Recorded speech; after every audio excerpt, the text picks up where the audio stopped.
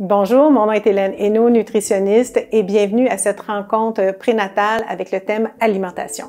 Donc, mon but aujourd'hui est de vous rendre intéressant, vivant, cette rencontre sur l'alimentation de la femme enceinte.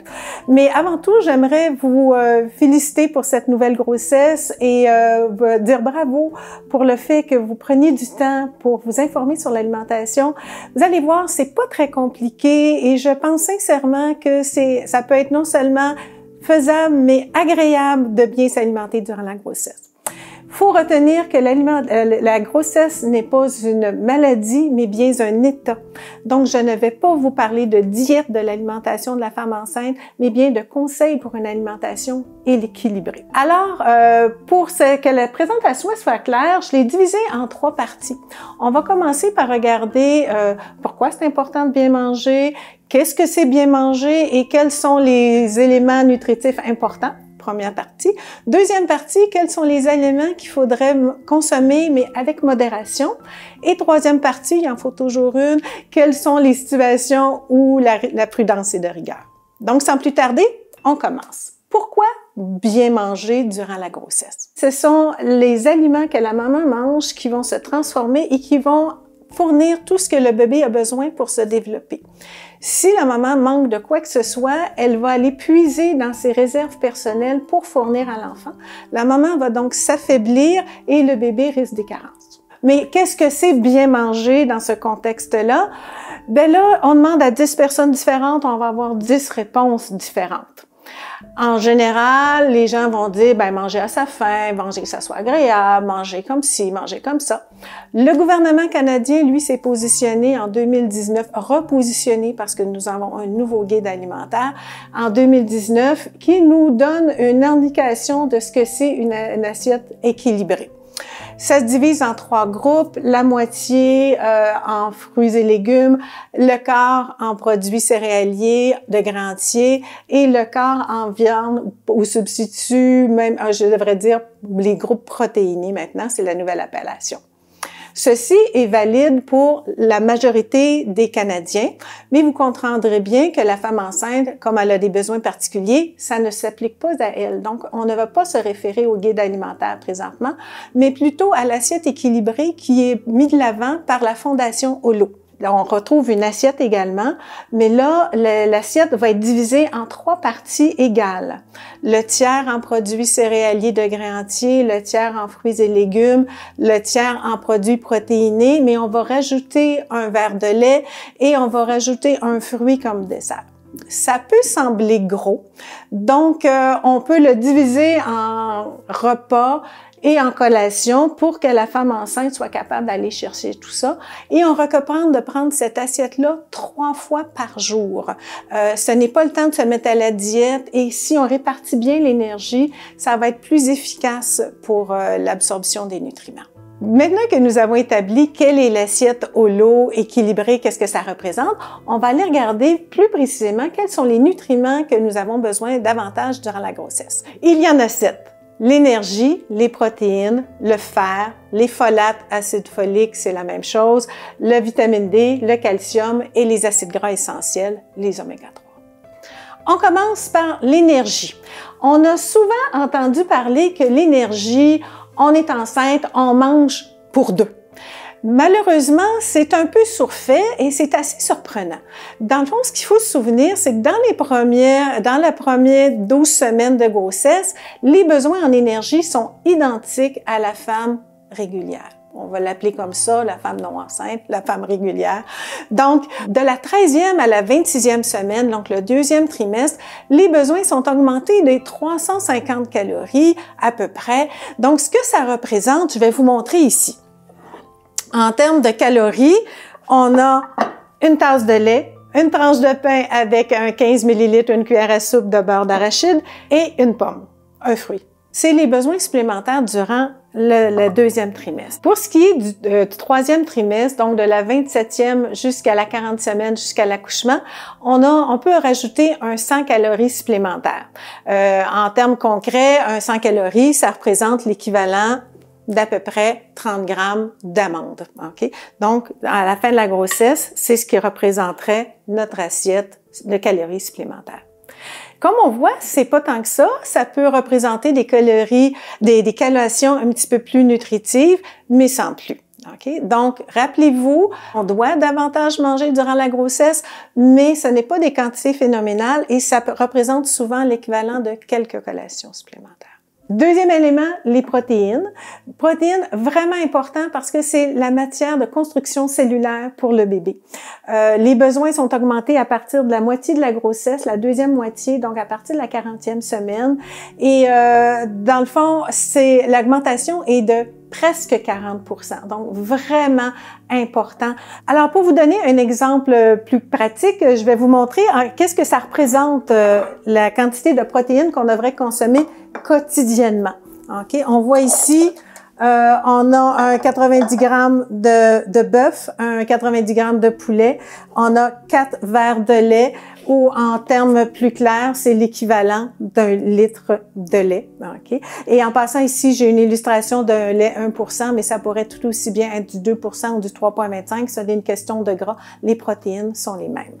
Et comme le plaisir doit être de rigueur, on ne doit pas manger toujours la même chose. Je vous donne un autre exemple. Ça pourrait être également un 125 ml, une demi-tasse d'amandes, 2 œufs, un 50 g de fromage, une tranche de pain avec du beurre d'arachide. Et là, à ce moment-là, on retrouverait l'équivalent de 3 verres de lait. Ça, c'est notre besoin quotidien pour les protéines. Troisième élément, le fer. Le fer, vraiment important, son rôle, c'est dans le transport de l'oxygène dans tous les tissus. C'est un rôle également pour anti-infection, développement du cerveau, vraiment, vraiment important. Et dès le début de la conception, le fer est nécessaire. Malheureusement, on doit constater que beaucoup de femmes, même avant de tomber enceinte, sont en carence ou sont juste sur le bord d'en manquer. Donc, c'est un élément à ne pas négliger. Les sources principales de fer sont dans les viandes rouges, puisque c'est dans l'hémoglobine, la partie rouge du sang, qu'on va transporter l'oxygène. Donc, c'est très important. On va en retrouver aussi dans la moindre part dans le poulet, dans le poisson, dans le porc. On en a aussi dans les aliments d'origine végétale. Entre autres, les légumineuses vont en avoir. Il faut cependant se souvenir qu'il y a une règle d'or en alimentation. Les nutriments sont toujours mieux absorbés quand c'est d'origine animale que quand c'est d'origine végétale. Donc, il faut en manger des quantités beaucoup plus importantes quand c'est végétal. Donc, bien qu'il y en a, ou également le tofu, là, il y a des quantités qu'il faut respecter.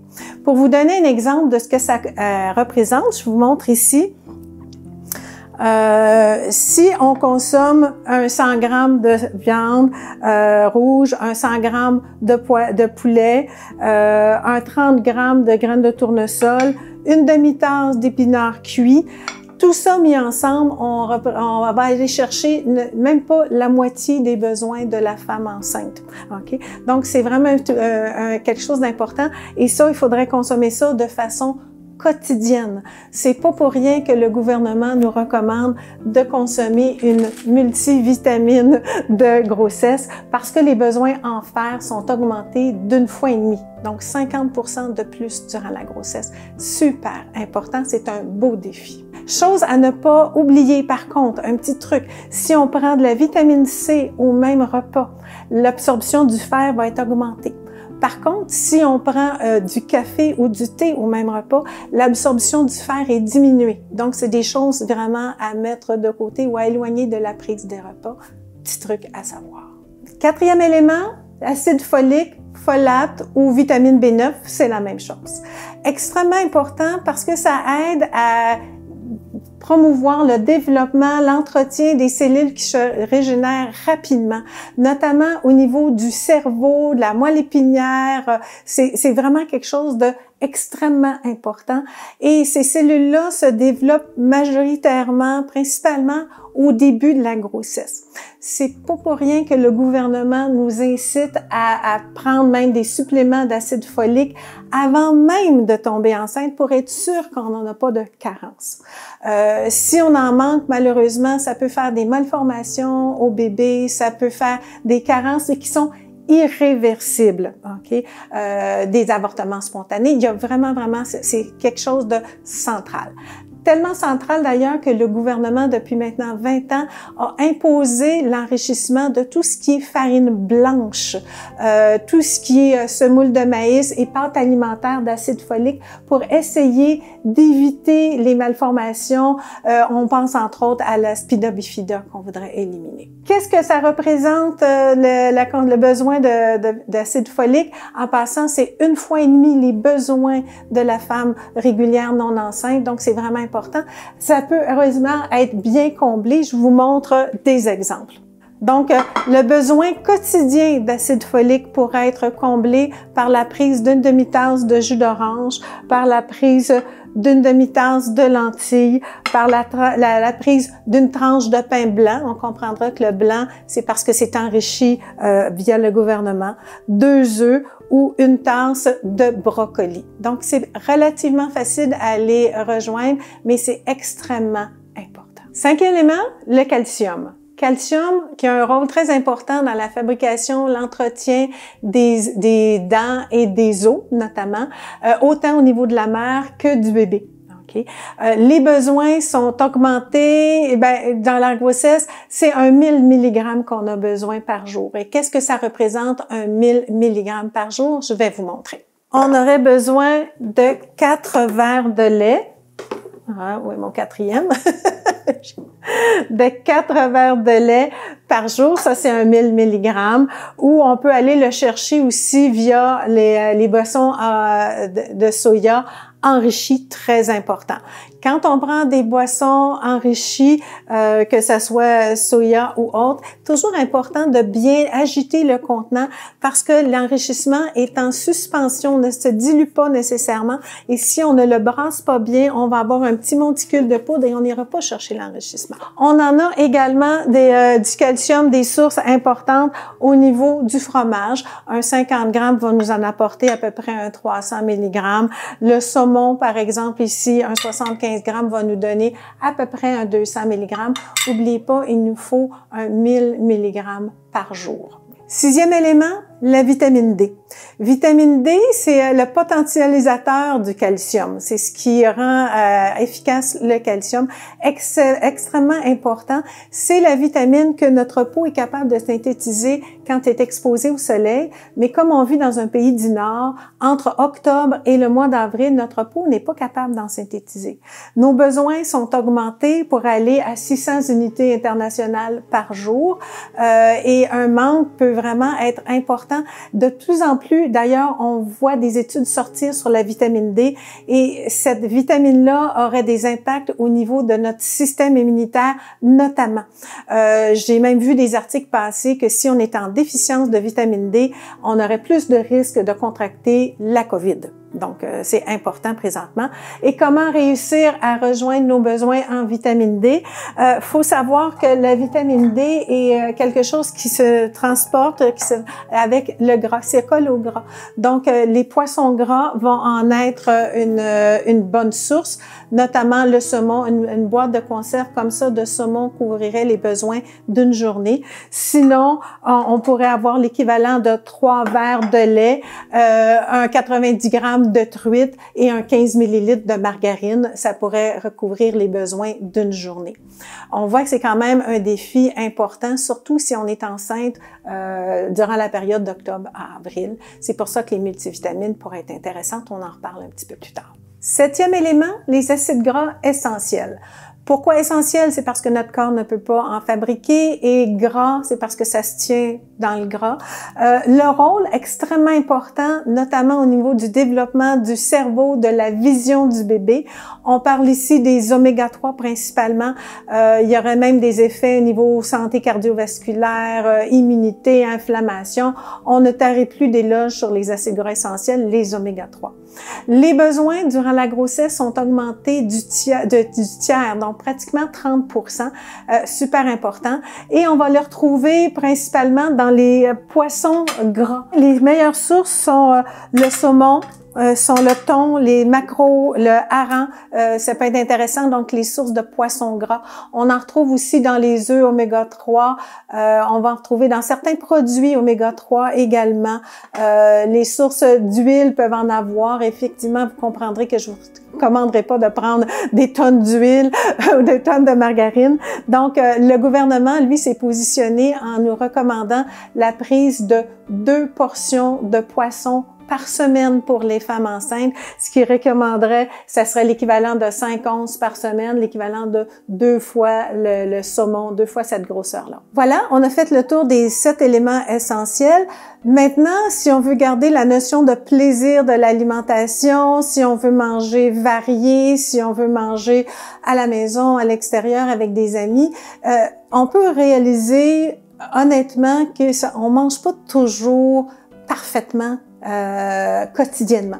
Donc, on met de l'avant la prise de multivitamines de grossesse, des produits comme celui-ci où on va retrouver une multitude d'éléments, vitamines, minéraux en petite quantité. Ça ne vise pas à remplacer les aliments, mais même à complémenter l'alimentation de façon à ce que on ait une petite police d'assurance, de façon à ce qu'on puisse manger de façon libre, de façon plaisante, agréable dans toutes les circonstances. C'est vraiment quelque chose à envisager.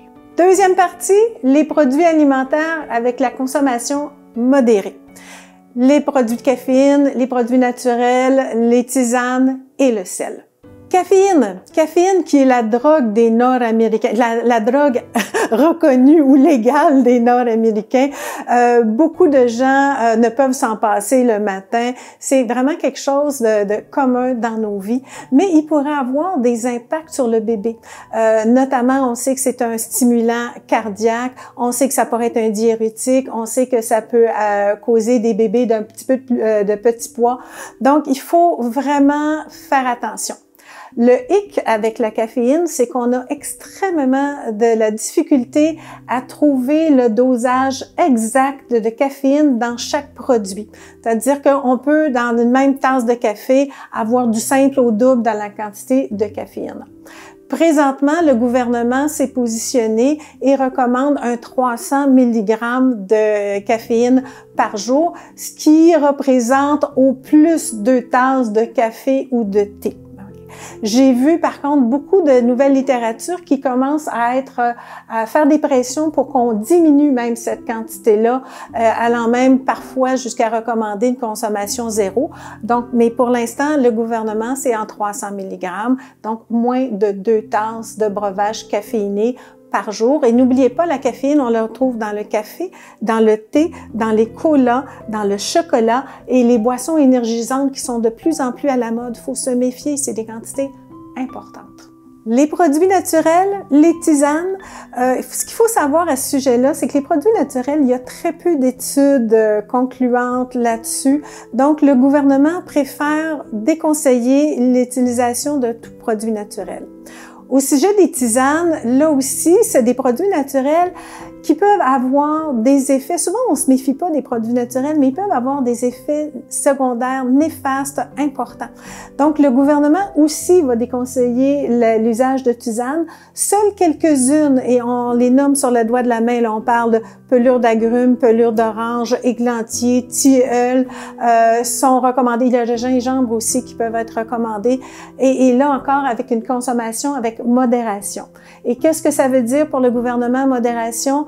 Pas plus de 2 consommations par jour et l'infusion doit être rapide.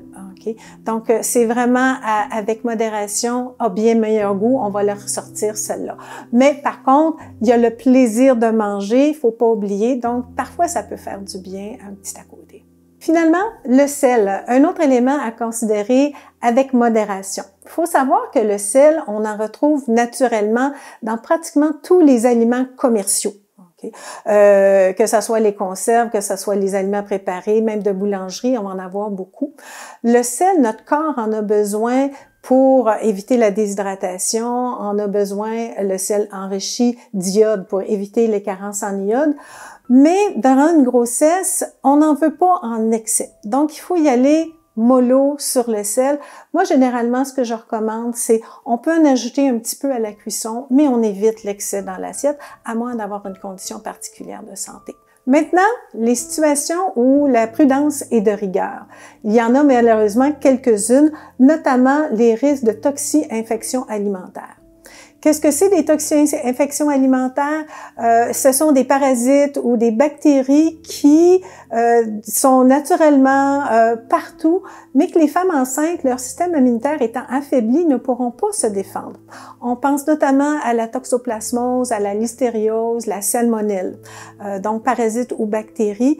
Heureusement pour nous, ces bactéries-là sont facilement détruites à la chaleur. Okay? Donc, la règle d'or pour les femmes enceintes, comme pour tout le monde, ça devrait aussi, c'est de faire bien cuire les aliments.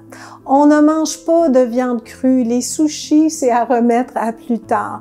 Il y a certains aliments, les viandes froides notamment, qu'il faudrait faire attention. Il y a une grosse mise en garde aussi au niveau des fromages non pasteurisés. Les fromages à pâte molle, pasteurisés ou pas, seraient à éviter puisque c'est le milieu de culture par excellence pour les bactéries. Donc, il y a vraiment une liste importante de choses à éviter. Je vais vous inviter à aller consulter Santé Canada, qui a des listes très détaillées parce que ça, c'est important d'aller voir.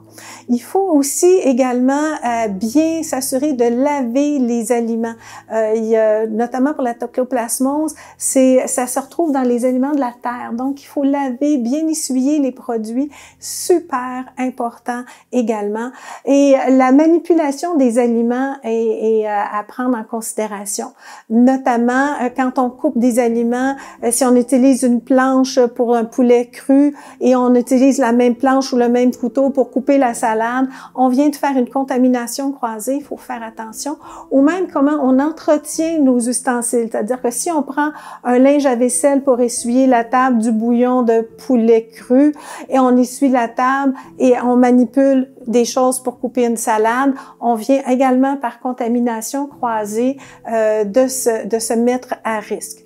Les températures de refroidissement aussi, il faut quand les aliments sont prêts, quand ils sont sur la table, il faut pas que ça reste trop longtemps sur la table. On devrait se donner une règle maximum de 2 heures température pièce.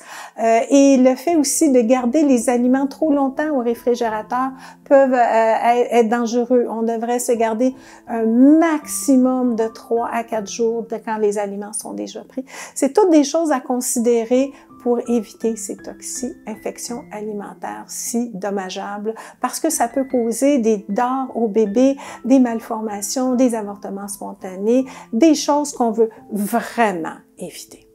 Donc, je vais vous énumérer les aliments à éviter.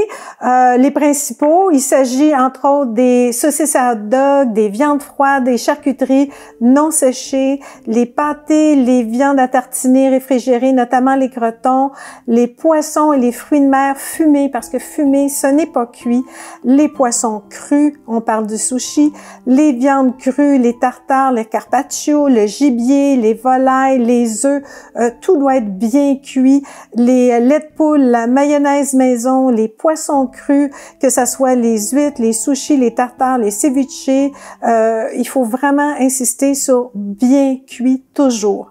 On prend toujours des aliments pasteurisés, le lait de vache ou le chèvre ou les produits laitiers. Les fromages sont à faire particulièrement attention, notamment les fromages à pâte molle, pasteurisés ou non.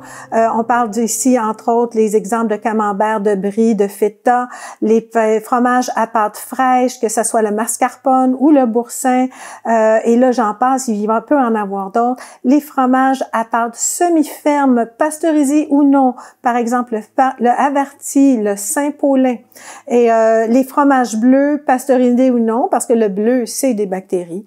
Les germes crus comme de luzerne, de trèfle, de radis, de haricots, mangue sont déconseillés, et les jus réfrigérés non pasteurisés ainsi que ce qui est très tendance, le kombucha est déconseillé. Principaux contaminants, je vais me limiter aujourd'hui au méthylmercure. On pense aux poissons, souvent c'est un enjeu pour les femmes enceintes, on en a déjà parlé comme quoi c'est important, mais il y a des petites limitations à apporter. Tout d'abord, sachez que les poissons de pêche sportive, comme on ne connaît pas l'origine, on déconseille la consommation.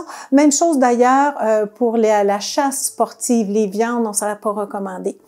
On va aussi déconseiller la consommation de produits de mer ou les gros prédateurs finalement. Je pense aux requins, à l'espadon, aux marlins, ou même au thon frais. Pourrait être à limiter pas plus d'une fois par mois cette consommation-là. Par contre, il y a certains poissons qui sont entre les deux. Je pense au thon blanc, par exemple. Celle-là, en conserve, le thon blanc, on pourrait en recommander jusqu'à l'équivalent de 300 grammes par semaine, c'est-à-dire l'équivalent de 2 boîtes de conserve drainées, comme ça, pourrait être acceptable. Quand on parle de thon pâle, qui est un petit cousin du thon blanc. Par contre, lui, il n'y a aucune limitation. On peut en consommer à volonté. Surdose de vitamine A, qui est un autre danger. Certains d'entre vous vont peut-être trouver curieux que je n'ai pas donné l'exemple du foie quand j'ai parlé des bonnes sources de fer. Et il y a une raison précise à cette omission. C'est que le foie de tous les animaux, c'est la réserve de la vitamine A. Et quand on a trop de vitamine A, on peut avoir des malformations au niveau du fœtus. Donc, c'est quelque chose à éviter. C'est la rétinol, qui est la prévitamine A, qui est en cause. Tellement important que le dispensaire diététique va déconseiller la consommation de foie dans les 12 premières semaines de grossesse et par la suite va limiter à 75 grammes une fois par semaine maximum. Donc, c'est vraiment quelque chose d'important. On va déconseiller la prise d'huile de foie de morue et prendre les multivitamines pas plus d'une par jour. Si on en oublie une fois une journée, on ne prend pas double dose le lendemain. Alcool, autre sujet épineux, mais dans le fond pas si épineux que ça parce que les études ont montré qu'il peut y avoir des effets sérieux, sévères, irréversibles au niveau du développement du bébé à long terme sur son cerveau, sur son attention. Alors, la recommandation gouvernementale est consommation zéro. Durant tout le cours de la grossesse. Le plaisir de prendre de l'alcool, vous pourrez le retrouver après l'allaitement. Tabac, marijuana, tous deux peuvent avoir des impacts au développement du fœtus. Le marijuana est un peu moins étudié, par contre, puisque nouvellement légalisé, mais on voit des impacts au niveau de l'attention, notamment du bébé, de la grosseur. On peut avoir des bébés de petits poids quand on a quand on consomme, parce que ça diminue l'oxygénation. Donc, il peut y avoir des impacts sérieux. Donc, la recommandation est pour l'un et pour l'autre et consommation zéro. Pour les mamans que la consommation préoccupe, je vous invite à consulter le CIUS, les sites du CIUS, parce qu'il y a des centres d'abandon du tabac qui existent, qui sont là, mis sur pied pour vous aider à diminuer ou même arrêter la consommation. Ils ont toutes sortes de méthodes qui existent, mais c'est des centres qui valent la peine d'être consultés. Alors, j'espère que j'ai réussi à vous rendre intéressante cette présentation sur l'alimentation de la femme enceinte. J'aimerais juste conclure avec les points clés. Donc, ce qu'il faut se souvenir, c'est prendre 3 repas par jour, inclure des collations, ne pas sauter de repas, manger selon sa faim et non pas selon l'heure, selon ce que les autres pensent. Parce qu'il ne faut pas manger 2 fois plus, mais 2 fois mieux. On l'a bien vu durant cette présentation-là. Il faut bien s'hydrater, on prend du lait, on prend de l'eau, on évite les contaminants, on évite les produits qui pourraient nous causer des intoxications alimentaires. On évite les aliments transformés autant que possible parce que ça nous apporte plein de calories vides. On se met pas au régime et pour garder le plaisir et la spontanéité de manger, si on sait qu'on a fait des petits à côté, on se garde toujours notre multivitamine comme police d'assurance. Là-dessus, je vous souhaite une belle fin de grossesse et un beau bébé en santé.